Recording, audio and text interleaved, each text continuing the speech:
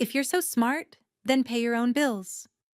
My mom's voice sliced through the tiny apartment like broken glass. I was still in my work uniform, grease stains on my shirt, my feet aching from a double shift, when she shoved a stack of overdue notices into my hands as if they were my fault for existing. She didn't ask how my day was. She didn't ask if I'd eaten. She just stood there, eyes blazing, like I was the reason her life had fallen apart. I already paid the last two, I muttered, staring at the red numbers screaming past due. She scoffed. Then pay the rest. If you're so educated, so independent, so grown up. She leaned in, almost spitting the words. Prove it. Pay your own bills. Something in me snapped. For years, I'd worked, studied, and handed over my paychecks while she played the victim. That night, I stopped feeling guilty and started feeling angry. I didn't argue. I didn't cry. I walked to my room, grabbed my backpack, stuffed in clothes, my laptop, and the one framed photo of me and my dad. My hands were shaking, but my mind had never been clearer. She followed me down the hallway. Where do you think you're going? You told me to pay my own bills, I said quietly, so I'm going to live my own life. I walked out that night and didn't look back. A month later, my phone lit up with her name. I hesitated, then picked up. Sarah, she yelled, breathless and panicked. Why is the power off? What did you do? I took a slow breath, feeling the weight of everything I'd planned since the night I left. My response left her speechless, and it was only the beginning. If you've ever been told you owe your family everything, stay with me until the end. You'll see exactly what happened when I made my mom pay for her own bills, financially and emotionally. To understand why that phone call felt so satisfying, you need to know how we got there. My name is Sarah. I'm 22. And for as long as I can remember, money, or the lack of it, ruled our home. When my dad walked out years ago, he didn't just leave my mom, he left me too. All he left behind was an old photo, a pile of bills, and a woman who slowly turned her grief into a weapon. My mom, Cynthia, used to be warm. She used to laugh. After he left, she hardened. Every unpaid bill, every broken appliance, every failed job interview somehow became my fault. When I got my first part-time job at 16, she took my debit card for safekeeping. We're a team, she'd say, as she used my paycheck to cover rent, cigarettes, and cheap wine. By the time I started college, we meant me. She stopped looking for steady work and started relying on my scholarships, my student loans, my side hustles. If I ever complained, she'd snap, "Do you want us on the street? Your father didn't care about us." At least I stayed. So I stayed too. I worked late, studied later, and handed over whatever money I made. Any time I tried to set a boundary, she'd twist it. You think you're better than me because you went to college? Somehow, my achievements were insults. The night she told me to pay your own bills, it wasn't just about electricity or rent. It was about years of being treated like an ATM with feelings she refused to acknowledge. I crashed on my friend's couch that night. Lily, the one person who'd watched this mess from the outside. We sat in the dark living room, the glow from a street lamp spilling through the blinds as I replayed the argument in my head. You finally left, Lily whispered. You should have done it years ago. I know, I said, staring at my phone, expecting a barrage of texts that never came. But she's still got my name on everything. The lease, the utilities, the internet. If she stops paying, they'll come after me. Lily frowned. Can't you just remove your name? That innocent question triggered something. I'd spent years cleaning up her messes, paying her debts, protecting her from consequences. For the first time, I wondered what would happen if I stopped. A few days later, I went back to my old place to grab the rest of my things while she was out. That's when I saw it. A thick envelope on the table with my name on it. Not hers, mine. Final notice, it said. I opened it and my stomach dropped. It wasn't just the power bill. It was a credit card I never opened. Thousands of dollars in debt. in my name. I stood alone in that silent, suffocating apartment, staring at the proof that this wasn't just a struggling mom leaning on her daughter. This was betrayal. And in that moment, my revenge stopped being an idea and quietly became a plan. I took the envelope and a few others I hadn't noticed before and ran back to Lily's place, my heart pounding so hard I could feel it in my throat. We spread the letters across her coffee table like crime scene photos. There it was again and again. My name, my social security number, my credit score being buried alive under charges I didn't make. Clothing stores I'd never shopped at. Late-night takeout from places across town. Cash advances. She opened credit cards in your name? Lily asked, eyes wide.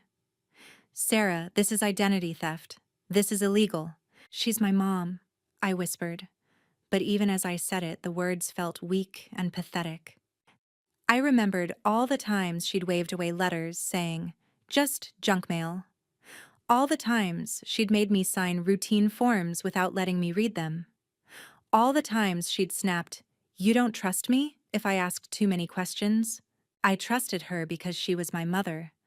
I just never realized she was willing to sell my future to keep her present comfortable. Lily placed a gentle hand on my arm. You can't keep covering for her. She's not just using your money anymore. She's using your name. That night, while Lily slept, I sat alone with my laptop, the letters, and a notebook. I pulled my credit report for the first time. Each line felt like a punch. Utility accounts in my name. Credit cards. A small loan I certainly never applied for. I started writing everything down. Account numbers, dates, balances. Every time I remembered her saying, "Sign here," or "I'll handle it." I screenshotted text messages where she guilt-tripped me into sending more money. I recorded voicemail after voicemail of her yelling, demanding, accusing. It felt wrong at first, like I was betraying her. Then I remembered the stack of red notices and the way she'd screamed, "If you're so smart, then pay your own bills." The way she'd never once apologized for dumping her life on top of mine. The next day, Lily dragged me to a free legal aid clinic. I showed the woman at the desk my documents with trembling hands. She looked through them carefully, then met my eyes. "Legally, this is serious," she said. "You have options. You can dispute these accounts, file a fraud report, even press charges if needed. You don't have to decide today, but you need to protect yourself." "Press charges?" I echoed, my voice small. "Against my own mother?" "Against the person who stole your identity," she corrected calmly. "Biology doesn't excuse criminal behavior."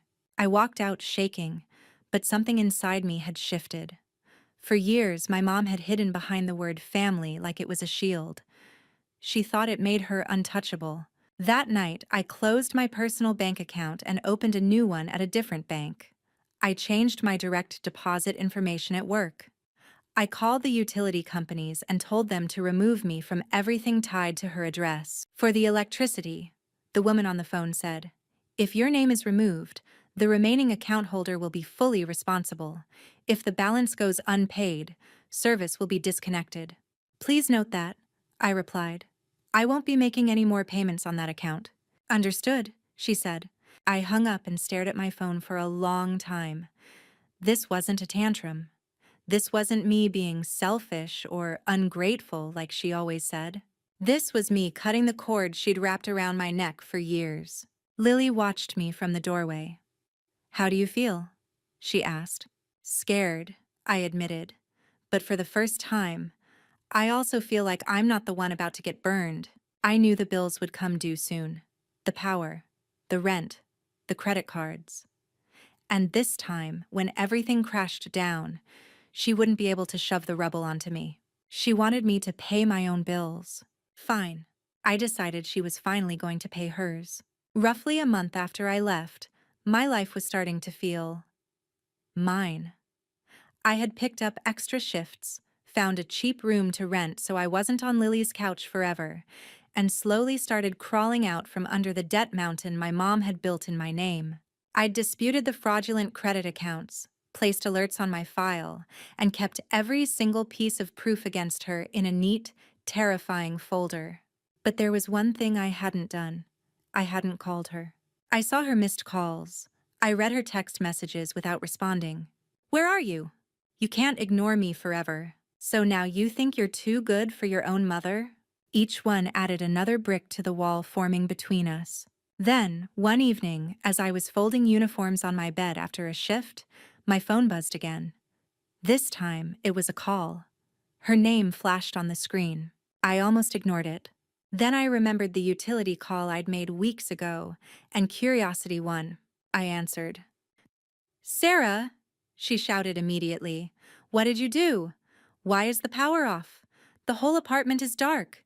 My food is spoiling. I can't charge my phone. I can't even see anything. I could almost picture her pacing in the living room, acting like this happened out of nowhere, like bills were some random punishment from the universe. I took a breath and kept my voice calm.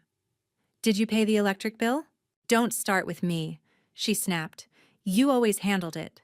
They said the account holder removed herself and there's a past due balance. Why would you do that to me? Are you trying to ruin my life? For a second, the old guilt surged inside me.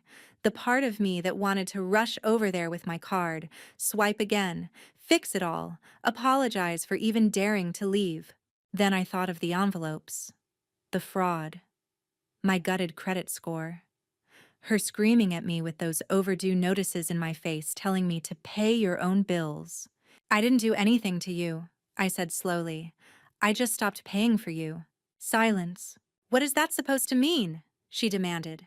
It means the electricity account is now in your name alone, I explained. I removed myself. If you don't pay it, they cut it.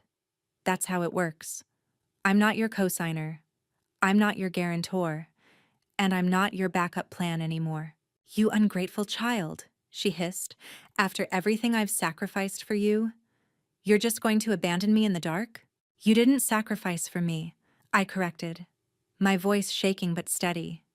You sacrificed me. You stole my money. You opened credit cards in my name.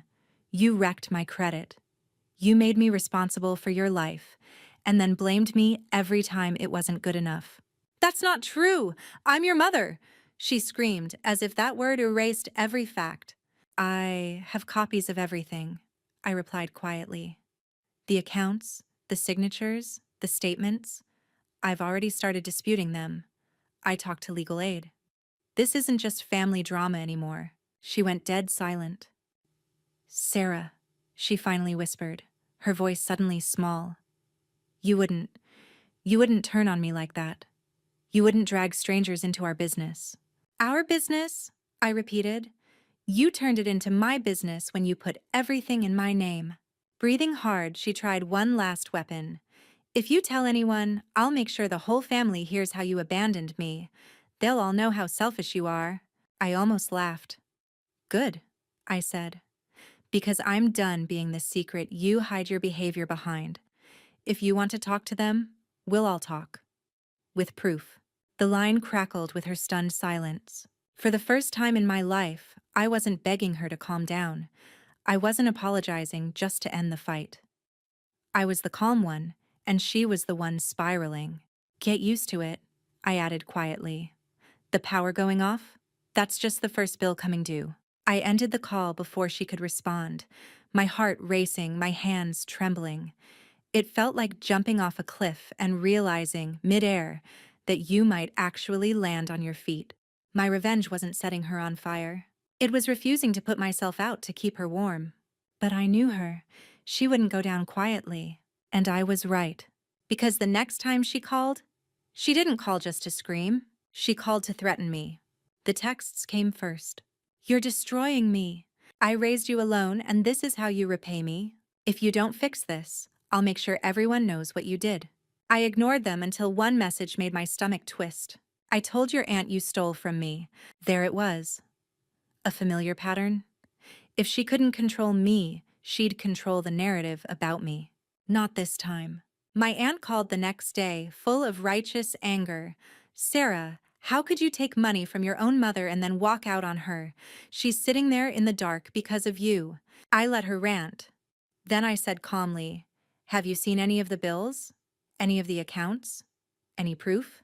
Well, no, but I'll bring everything. I cut in. All of it. I'll come over tonight. Invite whoever you want. Mom included. There was a pause.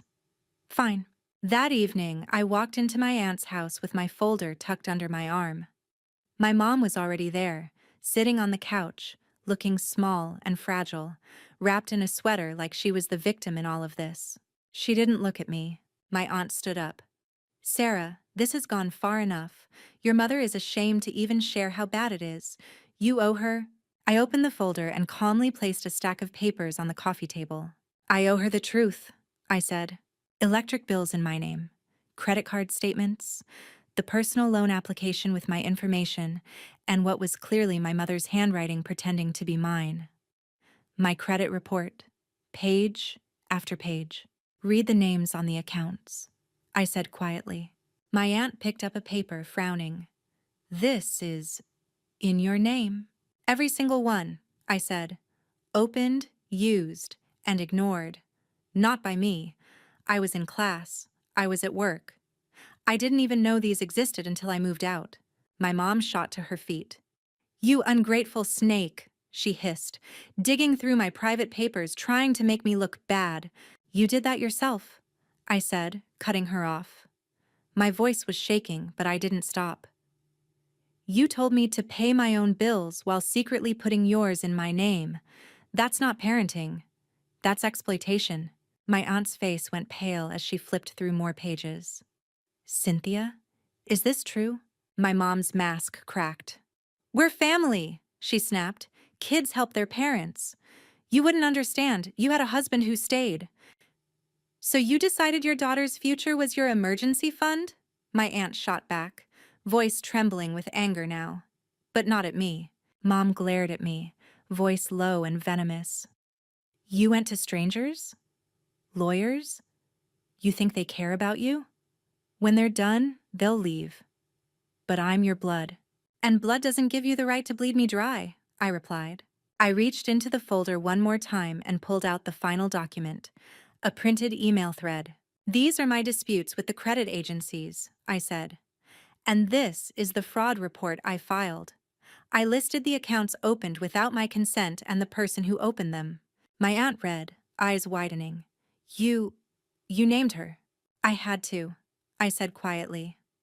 If I didn't, I'd be responsible for debts I didn't create. I'd carry this for the next 10, 20 years, all while she keeps screaming at me to grow up while refusing to grow up herself. My mom lunged for the papers, but my aunt stepped between us. Enough, she said sharply.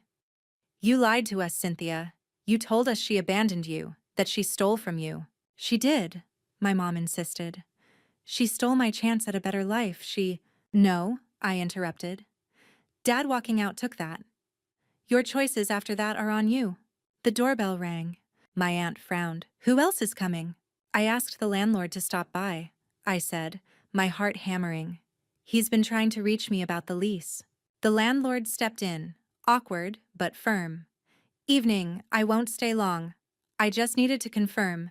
Sarah, you're officially removed from the lease as of next month. I've processed the change. From then on, the unit will be solely under Cynthia's name. But, he glanced at my mom. If the outstanding balance isn't paid by the end of the notice period, we'll have to proceed with eviction. My mom's face drained of color. Eviction? You've received multiple notices, he said, not unkindly. I'm sorry, but we can't keep a tenant who doesn't pay and whose cosigner has legally withdrawn. Mom turned to me, horror and fury swirling in her eyes. You did this. You're throwing me out of my own home. I swallowed hard. No, I just stopped letting you use my name as a shield. Whatever happens next, that's between you and the bills you told me to stop paying. The room felt electric with tension. You're going to regret this, she whispered. Do you hear me, Sarah? One day, you'll need me, and I'll remember this. I thought of my wrecked credit, my years of stress, the nights I cried over numbers in red while she slept on the couch with the TV on. I already regret not doing it sooner, I answered. And for the first time, when she stormed out of a room, I didn't follow. But the consequences of that night came faster and hit harder than even I expected. The days that followed felt surreal. My aunt stopped defending my mom. Instead, she started calling me, asking how to fix things, how to help. Word spread through the family, but this time, not because my mom twisted the story first. They saw the documents. They heard the landlord. They realized I hadn't abandoned her. I had escaped. My mom, on the other hand, doubled down. She spammed my phone with messages, swinging wildly between pity and rage. How could you humiliate me like that? Everyone thinks I'm a monster because of you. I did what I had to do to keep us alive. If you don't fix this, I'm done with you. Then, when I didn't respond, you were always a mistake anyway. I blocked her number. It felt brutal and necessary. At work, I started picking up more hours. I met with a counselor at school who helped me understand that what I'd experienced wasn't tough love or normal struggling single mom stuff. It was abuse. Financial, emotional, psychological. I keep feeling guilty, I admitted in one session, like I'm the villain in my own story. That's because your role was reversed for years, she said gently. You were the parent. Now that you're refusing to play that role, she's punishing you for it. That doesn't make you the villain. It makes you someone who finally stopped enabling. Meanwhile, the legal and financial pieces started to shift. Some of the fraudulent accounts were frozen. Investigations were opened. My credit stopped free-falling. It wasn't fixed yet, but there was a path. A few weeks later, my aunt called. They posted a notice on her door. She said quietly, "Eviction. She has 30 days." I closed my eyes. I had imagined this moment, fantasized about it when she screamed that I owed her everything. But hearing it out loud hurt. She's telling everyone you set this up to destroy her, my aunt went on. But honestly, most of us know she did this to herself. Some still pity her. Others are just tired. Are you? I asked. I'm tired of watching her chew you up and spit you out, my aunt replied. I'm proud of you, Sarah, even if it's messy. I hung up and sat in my tiny rented room, staring at the wall. This wasn't a movie revenge scene with dramatic music and slow-mo flames. It was quieter, more complicated. My chest ached, but beneath the ache was something else, relief. A week before the eviction date, there was a knock at my door. I opened it to find my mom standing there. She looked smaller. The sharpness in her eyes was dulled by exhaustion. There were dark circles under them, and her hair was pulled back in a messy, defeated knot. You blocked my number, she said, so I had to come in person. My pulse quickened, but I didn't invite her in. I stood in the doorway, one hand on the frame, creating a line she'd never been forced to respect before. What do you want? I asked. She laughed bitterly. What do I want? I want my life back, Sarah. I want my daughter back. I want electricity and a roof and some dignity. But apparently, you decided to take all that with you. You had all of that before you decided to use me like a credit card, I replied. She flinched. I made mistakes. I panicked. I didn't know how to survive after your father left. Every month was another fire I had to put out. I grabbed whatever I could to keep us afloat. You grabbed me, I said. You grabbed my future. I did it for us, she snapped, voice rising. I thought you'd understand when you were older. I thought you'd be grateful someday. Grateful? I repeated, stunned. For being in debt before I even started my life? For having to rebuild my credit because you didn't want to face your own? For being screamed at every time I couldn't fix a mess I didn't make? Her jaw clenched. Fine. Hate me. Let me be the villain. But know this. When they put my stuff on the curb and everyone whispers, they'll remember your name too. They'll say, that's the daughter who let it happen. I took a breath, my hands shaking. So I didn't let it happen, I said. I stopped letting you happen to me. She stared at me for a long moment, waiting for me to crack, to apologize, to rush in with a solution. I didn't. I'm not coming to fix this, I added. I'm not paying your rent. I'm not putting the lights back on. If you want help, you can go to the same legal clinic I went to. You can talk to a counselor. You can get a job that isn't just borrowing from people who love you, but I will not be your crutch anymore. Tears filled her eyes, spilling over. For a second, I saw the mother she used to be, the one who held me when I was sick and braided my hair before school. Then she turned away. "You'll regret this," she whispered and walked down the hall. I watched her leave and realized something. She'd been saying that my whole life.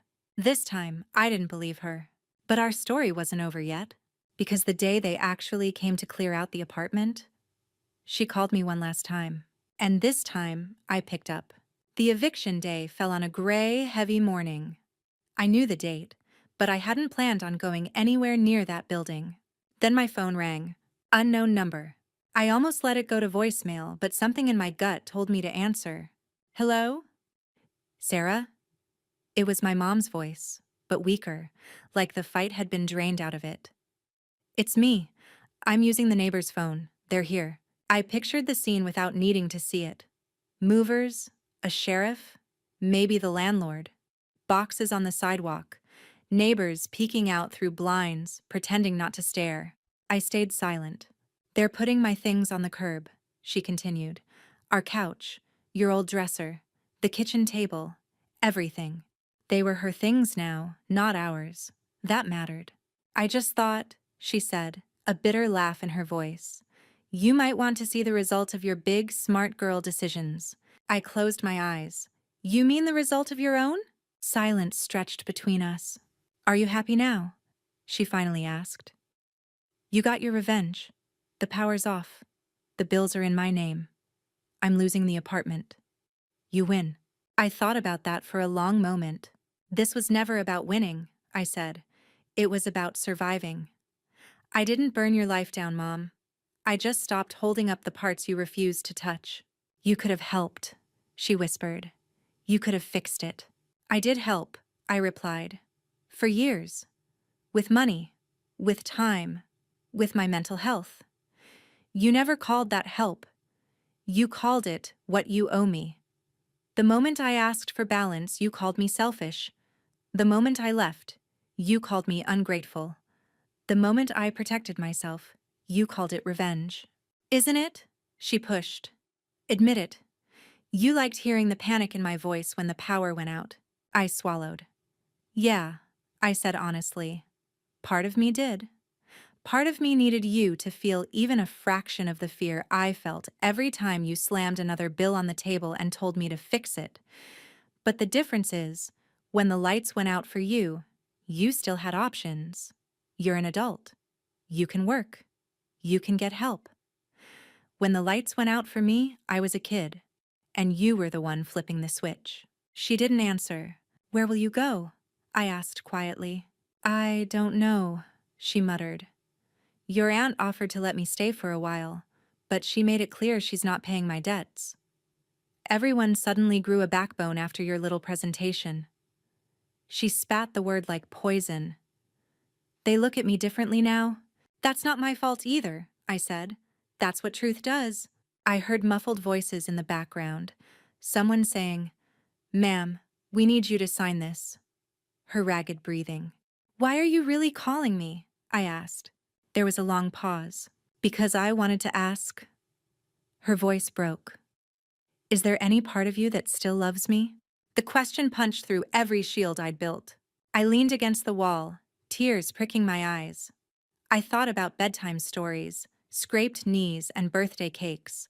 I thought about slammed doors, screaming matches, and the first time she put a bill in my hands and called it our responsibility. "I do love you," I said, my voice barely above a whisper.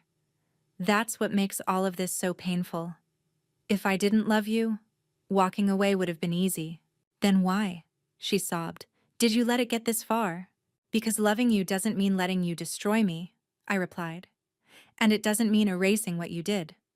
This," I gestured even though she couldn't see me, "this is what your choices cost. Not my boundaries. Your choices." She sniffled, composing herself. So that's it? You're just done with me? No, I said. I'm done being your unpaid therapist, your wallet, your scapegoat, your shield. If you ever decide to get real help, to go to therapy, to actually work on yourself, to pay back even a piece of what you took, I'll listen. But until then, the only thing I'm giving you is space. Silence fell again, heavier than before. I told you once, she said quietly, that you'd regret this someday. Maybe, I answered. But I already regret the years I lost trying to save you from consequences you chose for yourself. I'm not losing anymore. In the background, I heard the landlord's voice. Ma'am, we really need to finish up. I have to go, she whispered. Goodbye, Mom, I said. The word felt strange and familiar at the same time. I hope one day you pay your bills and your debts to the people who loved you. She didn't respond, but I heard her breathing hitch. Then the line went dead. I stood alone in my tiny room, phone still in my hand, feeling both hollow and strangely light. Somewhere across town, the apartment I grew up in was being emptied. The power off. The door soon to be locked behind strangers. She once screamed at me, "If you're so smart, then pay your own bills." In the end, that's exactly what I did. I paid my own. And for the first time in her life, she was forced to pay hers.